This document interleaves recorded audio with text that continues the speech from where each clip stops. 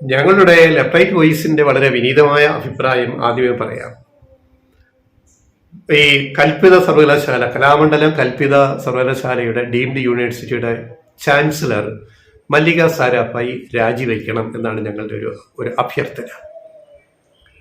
കാരണം സർക്കാരിനെതിരെ വളരെ അജണ്ട സെറ്റ് ചെയ്ത് നടക്കുന്ന ആശാവർക്കർമാരുടെ സമരത്തെ പിന്തുണച്ച ഒരു വ്യക്തി എന്ന നിലയിൽ, കലാകാരി എന്ന നിലയിൽ അവരാ സ്ഥാനത്തിരുന്നു കൊണ്ട് ഇത് ചെയ്യാൻ പാടില്ല എന്നാണ് ഞങ്ങളുടെ അഭിപ്രായം. നമ്മുടെ പ്രേക്ഷകർക്ക് യോജിക്കാം വിയോജിക്കാം, പക്ഷെ പറയേണ്ടത് പറയാതെ നിവർത്തിയില്ല. എങ്ങനെയാണ് മല്ലിക സാരാഭായി കലാമണ്ഡലം കൽപ്പിത സർവകലാശാലയുടെ ചാൻസലറായത്? അതിന്റെ പിന്നിലെ രാഷ്ട്രീയം എന്തായിരുന്നു? ഇവിടെ 5 വർഷം 5.5 കൊല്ലത്തോളം ഇവിടെ നാടുവാണ ഒരു ഗവർണർ, പണ്ടത്തെ രാജഭരണകാലത്തെ പോലുള്ള ഒരു ഗവർണർ ആരിഫ് മുഹമ്മദ് ഖാൻ കാട്ടിക്കൂട്ടിയ കോപ്രായങ്ങൾ, ഒരു സംസ്ഥാന ഗവൺമെന്റിനെ ജനങ്ങൾ തെരഞ്ഞെടുത്ത സർക്കാരിനെ ഔദാര്യം കിട്ടി വന്നതല്ല, ജനങ്ങള് മാൻഡേറ്റ് കൊടുത്ത് ജയിപ്പിച്ച ഒരു സർക്കാരിനെ പ്രതിക്കൂട്ടിലാക്കാനും കുരുക്കാനും ബുദ്ധിമുട്ടിക്കാനും 5.5 കൊല്ലം വാണരളിയ ഒരു ഗവർണറാണ് ആരിഫ് മുഹമ്മദ് ഖാൻ. അപ്പൊ അദ്ദേഹത്തെ ചാൻസലർ സ്ഥാനത്ത് നിന്ന് മാറ്റാൻ നിയമസഭയ്ക്ക് അധികാരമുണ്ട്, സർക്കാരിന് അധികാരമുണ്ട്. നിയമസഭ അത് പാസ്സാക്കിയിട്ട് അത് അങ്ങോട്ട് അയച്ചു കൊടുത്തപ്പോൾ അതെടുത്ത് ഭരണത്ത് വെച്ചയാളാണ്, അല്ലെ അടിയിൽ സൂക്ഷിച്ച ആളാണ് മാസങ്ങളോളം. അവസാനം കോടതി ഇടപെട്ടപ്പോഴാണ് പല ബില്ലുകളും രാഷ്ട്രപതിക്ക് അയച്ചു കൊടുത്തത്, സർവകലാശാല പരിഷ്കരണ ബില്ലുകൾ ഉൾപ്പെടെ. അപ്പൊ ഇങ്ങനെയുള്ള ഒരു ഗവർണറെ ചാൻസലർ പദവിയിൽ നിന്ന് മാറ്റാൻ ഇദ്ദേഹം ഒരു യൂണിവേഴ്സിറ്റിയുടെ ചാൻസലർ ആവേണ്ട. ഭരണഘടനാപരമായിട്ട് ഗവർണർ പദവിയിൽ ചാൻസലർ പദവി ഇല്ല, അത് സംസ്ഥാനങ്ങൾ ചാർത്തി കൊടുക്കുന്നതാണ് ആ പദവി, ഒരു ബഹുമാനം പോലെ. പല ഗവൺമെന്റുകളും അത് പിൻവലിച്ചിട്ടുണ്ട്, തമിഴ്നാട് ഉൾപ്പെടെ, ബംഗാൾ ഉൾപ്പെടെ, പഞ്ചാബിൽ ഉൾപ്പെടെ കേസുകൾ കോടതി കിടക്കുന്നു. അപ്പൊ അങ്ങനെ ഒരു കാര്യത്തിൽ അങ്ങനെ ഒരു നിയന്ത്രണം കൊണ്ടുവന്നിട്ട് ആ ആരിഫ് മുഹമ്മദ് ഖാനെ നിയന്ത്രിക്കാൻ കൊണ്ടുവന്നിട്ട്, അപ്പൊ കൽപ്പിത യൂണിവേഴ്സിറ്റിയിൽ ചാൻസലറെ സർക്കാർ തീരുമാനിക്കാം, ഗവർണർക്കൊന്നും ചെയ്യാൻ പറ്റത്തില്ല, ഫയല് ഡൽഹിയിലേക്ക് അയക്കാനൊന്നും പറ്റത്തില്ല. അങ്ങനെ വന്നയാളാണ് മല്ലിക സാരാഭായി. എന്തുകൊണ്ട് മല്ലിക സാരാഭായിയെ കലാമണ്ഡലം ഡീംഡ് യൂണിവേഴ്സിറ്റിയുടെ ചാൻസലറാക്കി? ആ ഒരു കുടുംബത്തിന്റെ മഹിമ കണ്ടിട്ടാണ്. മല്ലിക സാരാഭായി ആരാണ്? മൃണാളിനി സാരാഭായിയുടെ മകൾ. മൃണാളിനി സാരാഭായി ആരായിരുന്നു? ലോകം അറിയപ്പെടുന്ന നർത്തകി. മൃണാളിനിയുടെ ഭർത്താവ് ആരായിരുന്നു? അത് ഇന്ത്യയുടെ ബഹിരാകാശ ഗവേഷണ സ്ഥാപനത്തിന്റെ പിതാവ്, ISROയുടെ പിതാവ്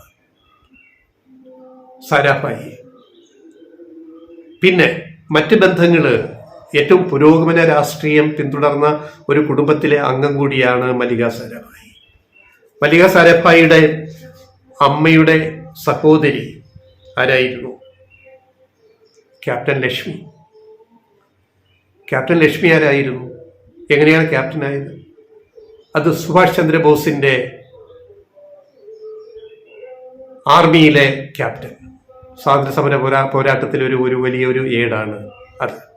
അങ്ങനെയാണ് ക്യാപ്റ്റൻ ലക്ഷ്മി ആയത്. ക്യാപ്റ്റൻ ലക്ഷ്മിയുടെ മകൾ സുഭാഷിണി അലി ഇപ്പൊ ആരാണ്? CPIഎമ്മിന്റെ പോളിറ്റ് ബ്യൂറോ അംഗം വരെയായ വളരെ പ്രമുഖ നേതാവ്.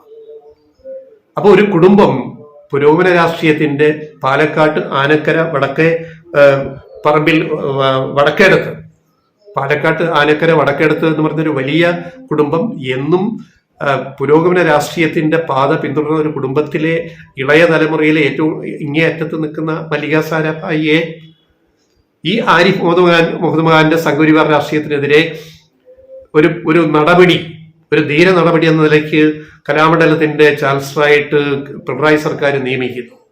ആ സ്ഥാനം അവർ സന്തോഷത്തോടെ ഏറ്റെടുത്തു വന്നു.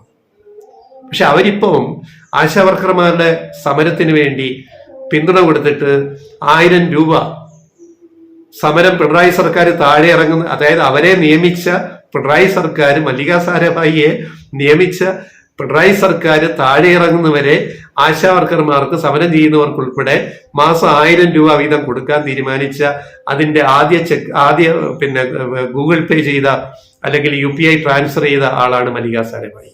അതിന് മല്ലിക സാരാഭായി അതിനകത്ത് പിടിച്ചിട്ടത് ആരാണ്? സാറാ ജോസഫും ഇവിടുത്തെ സൂസി മിനിമാരും ഇവിടുത്തെ അതിനെ പിന്തുണയ്ക്കുന്ന സമരസമിതിയുടെ കുറെ ആൾക്കാർ. ഈ കുരുക്കിൽ ഒരിക്കലും പോയി മല്ലിക സാരാഭായി വീഴാൻ പാടില്ലായിരുന്നു. അതുകൊണ്ടാണ് അവർ രാജിവെക്കണമെന്ന് ഞങ്ങൾ ആവശ്യപ്പെടുന്നത്. നിങ്ങൾ രാജിവെച്ചിട്ട് നിങ്ങളുടെ കലാസ്വാതന്ത്ര്യവും നിങ്ങൾക്ക് ഐക്യദാർഢ്യം പ്രഖ്യാപിക്കാനുള്ള എല്ലാ അവകാശമുണ്ട്. പക്ഷേ പിണറായി സർക്കാർ തന്ന ഒരു പദവി, ബഹുമാനിച്ച് തന്ന ഒരു പദവി, ആ പദവിയിൽ ഇരുന്നുകൊണ്ട് നിങ്ങൾ ചെയ്തത് ഒരു ഒട്ടും നീതീകരിക്കാൻ പറ്റാത്തൊരു കാര്യമാണ്. നിങ്ങളത് രാജിവെച്ചിട്ട് നിങ്ങൾ ആശാസമരത്തിന് നിങ്ങളുള്ള പൈസയൊക്കെ കൊടുത്തോളൂ, നമുക്ക് വിരോധമൊന്നുമില്ല. പക്ഷെ ഇതിനകത്തൊരു ധാർമ്മികതയുടെ പ്രശ്നമുണ്ട്. അപ്പൊ അവര് ഫേസ്ബുക്കിൽ കുറിച്ചു, ഇൻസ്റ്റാഗ്രാമിലോ ഫേസ്ബുക്കിലോ കുറിച്ചു മല്ലിക സാരാഭായി. എനിക്ക് ഇപ്പൊ മനസ്സിലായി കൽപ്പിത സർവകലാശാലയുടെ കലാമണ്ഡലത്തിന്റെ VC എന്നുള്ളതിന്റെ പദവി ഇപ്പൊ എനിക്ക് മനസ്സിലായി. എനിക്ക് മേൽ നിയന്ത്രണം വരുന്നു എന്ന് പറഞ്ഞു. നിയന്ത്രണം വരും. എന്തുകൊണ്ട്? ഏത് സ്ഥാനത്ത് സർക്കാർ നിയോഗിക്കുന്ന ഏതാളായാലും അത് VC ആവട്ടെ, ചാൻസലർ ആവട്ടെ, ആ ഉത്തരവാദിത്വം നിർവഹിക്കുന്നതിനൊപ്പം വേറെ ചില കാര്യങ്ങൾ ചെയ്തു കഴിഞ്ഞാൽ അവിടെ ചോദ്യങ്ങൾ വരും. അപ്പൊ പിന്നെന്താ വേണ്ടത്? രാജിവെച്ചിട്ട് മാന്യമായിട്ട് ഒഴിഞ്ഞു പോവുക, എന്നിട്ട് ആശാസമരത്തെ നിങ്ങൾ പിന്തുണയ്ക്കുക. അതാണ് വേണ്ടത്. ആശാസമരം എവിടെ എത്തി എന്നുള്ളത് നമ്മൾ കഴിഞ്ഞ ദിവസം പറഞ്ഞുകൊണ്ട് കൂടുതൽ അതിനെ പറ്റി പറയുന്നില്ല. ആശാസമരം ഗതി കിട്ടാത്ത ഒരു സമരമായിട്ട് മാറിപ്പോയതിന്റെ ഉത്തരവാദിത്വം ആർക്കാണ്? ഇതൊക്കെ മല്ലിക സാരാഭായി മനസ്സിലാക്കുന്നുണ്ടോ? ഇതൊക്കെ സാറാ ടീച്ചർ മനസ്സിലാക്കുന്നുണ്ടോ? കുറെ പേര് ചെന്നിട്ട് മനുഷ്യത്വം വേണ്ട, അവര് പാവം സ്ത്രീകൾ എത്രയോ 10-75 ദിവസമായിട്ട് സമരം ചെയ്യുന്നു, ഒരു മര്യാദയും ഗവൺമെന്റ് കാണിക്കുന്നില്ല, ഇത് ധാർഷ്ട്യമല്ലേ, ഇത് ഭരണകൂട ഭീകരതയല്ലേ എന്നൊക്കെ പറയുമ്പോൾ അതിൽ വീണുപോകുന്ന ആൾക്കാരായി മാറരുത് സാറാ ജോസഫും മല്ലിക സാരാഭായിയുമുള്ള ധീര വനിതകൾ. അവരുടെ പാരമ്പര്യം ഉയർത്തിപ്പിടിക്കണം.